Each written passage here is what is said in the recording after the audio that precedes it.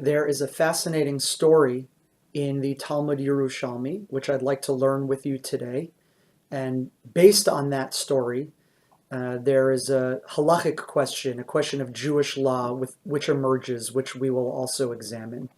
The story, which we'll read in a moment, is itself based on a verse in this week's Torah portion, Parshat Mishpatim, and the verse in Exodus chapter 22, verse 30, says as follows: Ubasar basadeh trefa lo tochelu.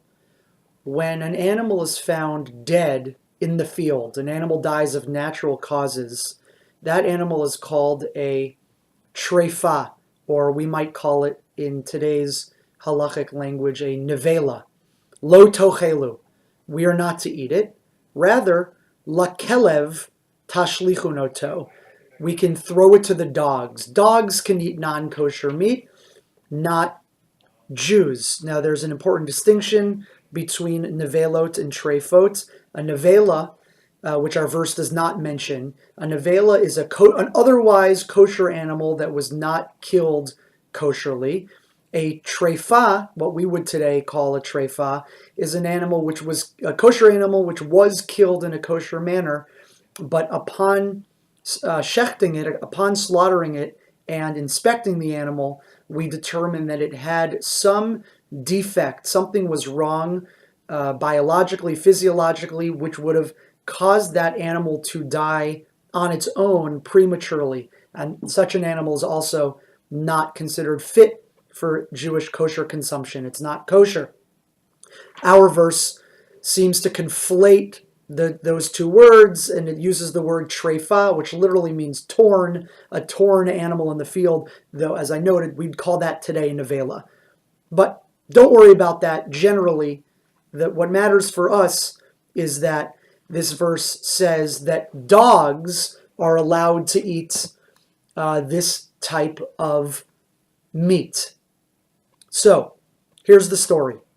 This is from the Talmud Yerushalmi, Masechet Trumot, chapter 8, halacha 3. Maise betabach b'tzipori. There was an incident involving a butcher in the town of Tzipori. Shahaya ma'achil Yisrael nevelot utrefot. He would feed Jews nevelot and trefot. He would pawn them off as being kosher, but he was really selling unkosher meat. Terrible thing. Sadly, we know that there have been a couple of cases like this in America in the past decades. Pamachat shata yayin be'erev Shabbat. Once he was drinking wine on Erev Shabbos. It was the evening before Shabbat. Ve'ala lagag v'nafal umet. And he got drunk. He climbs up to the roof, maybe to daven Kabbalat Shabbat, whatever. He climbs up to the roof that night, falls down off the roof, and dies. And now the story gets a little more gruesome. V'hayu klavim milakakin b'damo. Dogs came up to his dead corpse and started licking the blood off of his body, off of the ground. Aton v'sha'alun l'Rabbi Chanina. People came and asked Rabbi Chanina, who apparently was there nearby, Mahu mirmite min kumehun. What is the law regarding taking the dogs away, taking the corpse away from the dogs? Now, generally speaking, there would be no question that you should do such a thing, it seems. But because this is happening on Shabbat, it was a more complicated question. So now Rabbi Chanina says as follows. He quotes from the verse in our Torah portion, which I mentioned, in Parshat Mishpatim. K'tiv, ubasar b'sadeh trefa lo tochelu, lakelev tashlichun oto. Flesh that's found in the field is trefa, you should not eat it. To the dog, you should throw it. So now Rabbi Chanina says a very sharp thing about this person, this tabach, this unscrupulous butcher. He says as follows: Zeh, this person, this now deceased person, haya gozel et klavim. he was in his life was stealing from the dogs. How so? What does that mean? The dogs were deserving of this meat. Our verse tells us in Parsha Mishpatim that treif meat should be thrown to the dogs, but he wasn't throwing it to the dogs. Rather, he was ma'achilat Yisrael. He was feeding the Israelites, feeding Jews this unkosher meat. So what's happening? These dogs are ponin. Leave them alone. Demedidhon inhun achlin. They are eating from what is theirs. Very gruesome ending to the story. Rabbi Hanina says these dogs are getting their just desserts, or he's getting his just dessert, and now the dogs are eating their dessert. They deserved food that this guy was denying them, and so they're kind of now eating what's theirs, this food that was denied them. It's a graphic story. It's uncomfortable. Let's now read the commentary of the Torah Temimah on this story. He says as follows.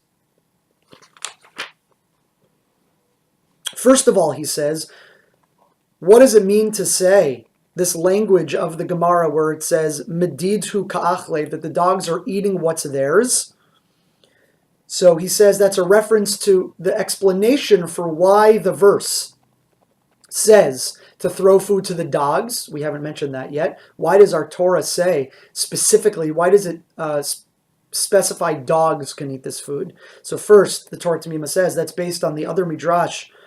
Another midrash on this line, Shechilka lahem Torah achilat treifot. The Torah singles out dogs who get to eat the treif food. Mipnei hazchut shelo chertzu l'shonam liYisrael b'Mitzrayim. Since the Torah says in Parshat Bishalach, which we read 2 weeks ago, that when the Israelites left Egypt at midnight, that no dog barked seemingly to either, which would have meant that would have frightened the Israelites, or it would have alerted the Egyptians to the fact that the Israelites were leaving. No dogs barked. So in the merit that no dogs barked, the Torah singles them out for this merit to get to eat treif food, which would otherwise go to waste. So that's the first thing the Torah Temimah does, is he calls our attention to that other midrash. Now the Torah Temimah says, Ayin b'hagot ashri. He says, I want you to look at a halacha cited by one of the medieval commentators known as the Hagahot Ashri. The Hagahot Ashri is a super commentary on the Rosh. The Rosh itself being a Talmudic commentary which cites and discusses and rules on different areas of law as they come up through the Talmud. So the Hagahot Ashri says in Tractate Chulin, on the 7th chapter, Gid Hanashe, as follows. Hamocher treifot becheskat kashrut vamet kodem sha'asa tshuva. He says someone who would sell treif meat and call it kosher, and vamet kodem sha'asa tshuva, and dies before they can do tshuva, before they can come clean, do tshuva for humans and with God. Asur lihitasek bikvurato. Such a person, we are not allowed to engage with helping bury them. Not supposed to deal with their burial. Ve'afilu klavim ochlim et besaro. Even if dogs are eating, this is graphic, even if dogs will eat this person's flesh, Velokakin damo, and lick up his blood.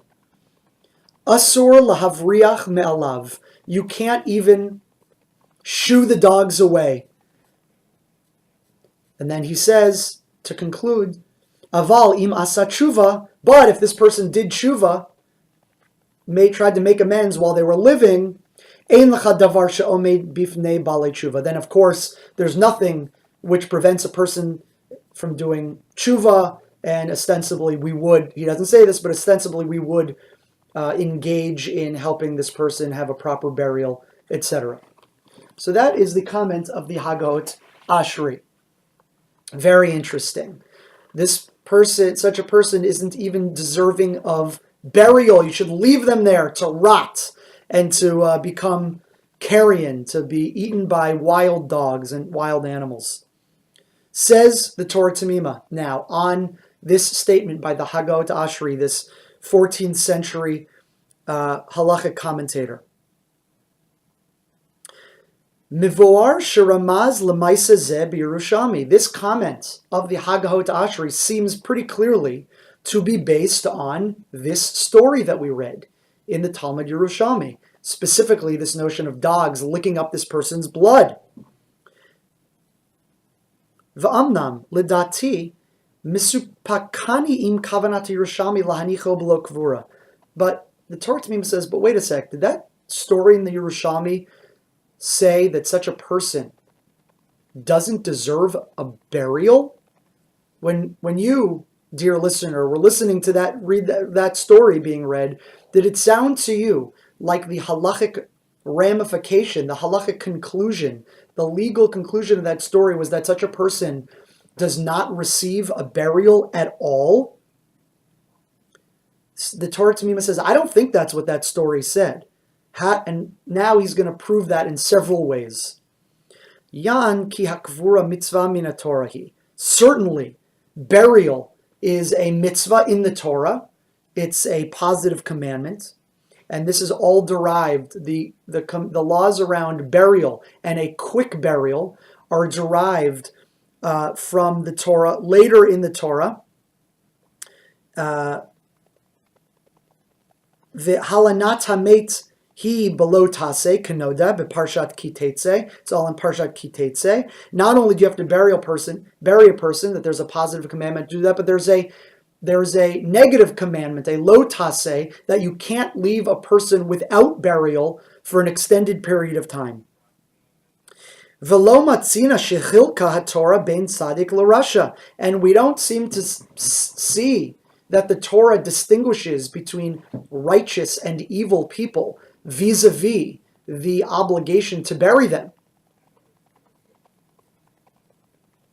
Ve'adraba, mipashtut katuv sham moredagam berasha hadin kain. In fact, elsewhere, again in Parshat Kitetse in Deuteronomy, the example of the person that we're supposed to bury quickly and not leave them hanging is specifically someone that sinned.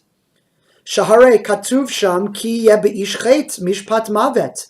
The language of the verse there is someone who sinned and has a death sentence. V'humat lo talin nivlato. It's specifically that sort of person that we're not supposed to leave without burial.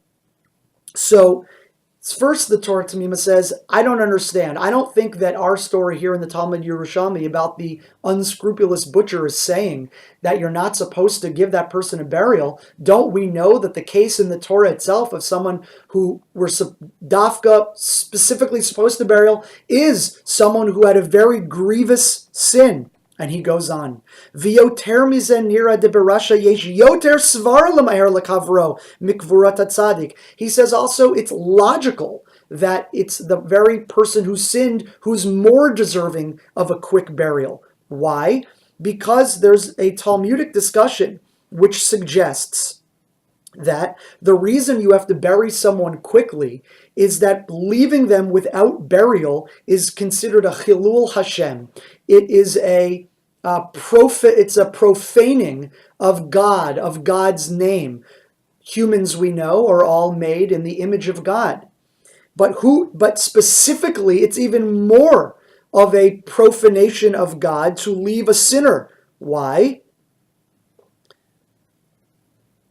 Because basically, I'm summarizing what the Torah Temimah says at length, that someone who sinned, looking at their dead body, their corpse, you're reminded of what this person did, and that continues the process of thinking negatively about the person, about their action, and it reflects poorly on Hashem. It's considered more of a grievous chilul Hashem.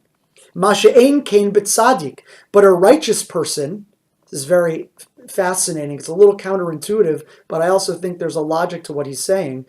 A righteous person, if you were to leave them without burial.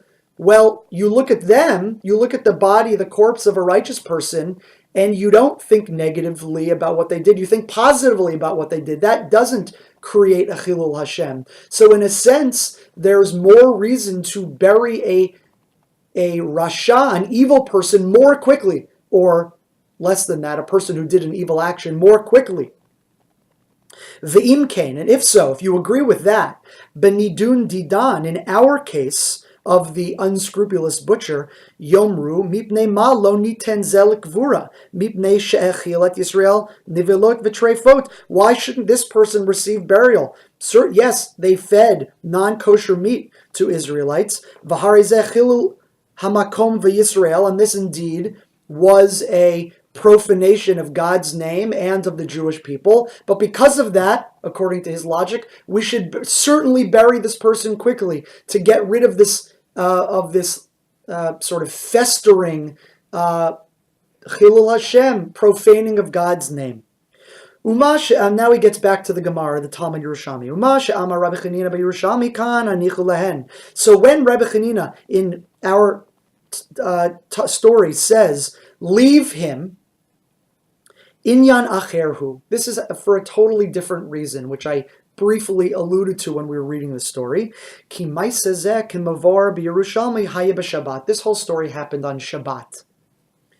Shebalav hachi, and if hayu tzrichin lahamtin b'kvurato ad motzei Shabbat. And generally speaking, when someone dies on Shabbat, we are supposed to leave their body there until the end of Shabbat. That person's body is considered muktzah. We're not supposed to touch them, remove them. It's true, there are certain exceptions to this. Famous one being if there's a fire coming and that person's body would be consumed by the fire. Okay, you're supposed to move it in that case and similar cases.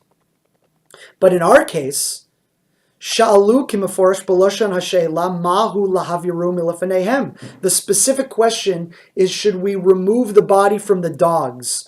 Kalomar shiyitaltaluhu b'Shabbat lemakom shamor b'pnei haklavim. Move them where the dogs can't get to them, shelo yelakuku et damo, so they can't continue lapping up his blood. V'heshiv, and Rabbi Chanina responded, shelo yitaltaluhu, that you shouldn't move him, mishum v'imishum shahaklavim elakakim et damo. And if you think and if it's simply because of the lapping of the blood, well, mididihu ka'achle. That gets back to the conclusion of the story. They're eating what is theirs. Kimavor, as was explained, aval ein ze kol inyan leguf hakvura. But, and this is the conclusion of the Torah Temimah, nothing in that story is about burial itself. He disagrees with the Hagot Ashri. The Hagot Ashri says such a person isn't deserving of burial, and the Torah Temimah says, what are you talking about? Of course they are. Everyone's deserving of burial. And even perhaps a wicked person more than a righteous person, someone who did a negative act more than someone who does positive acts. And such a person certainly is deserving, below ichur, without delay. As soon as Motzei Shabbat comes, as soon as Havdalah, you should move the body and prepare it for burial like everyone else. Vidok, we should certainly understand this. Wow. Really interesting story, very graphic, as I noted, and leads to an interesting machloket, an interesting argument in halakha, in Jewish law, about whether such a person is deserving of burial. We could conjecture that the Hagot Ashri, who says that a person like this shouldn't be buried, might be motivated by what he considers to be the seriousness of such a terrible sin, to feed perhaps for a lengthy period of time unkosher food to Jews, giving them treifas and nevelas, and maybe that perhaps this ruling on halacha is also a matter of policy to convey and communicate specifically to shochtim and butchers the severity of this terrible action, that if we find out you did this, you're not even going to be buried, we're going to let you be eaten by dogs. Perhaps there's the policy consideration there.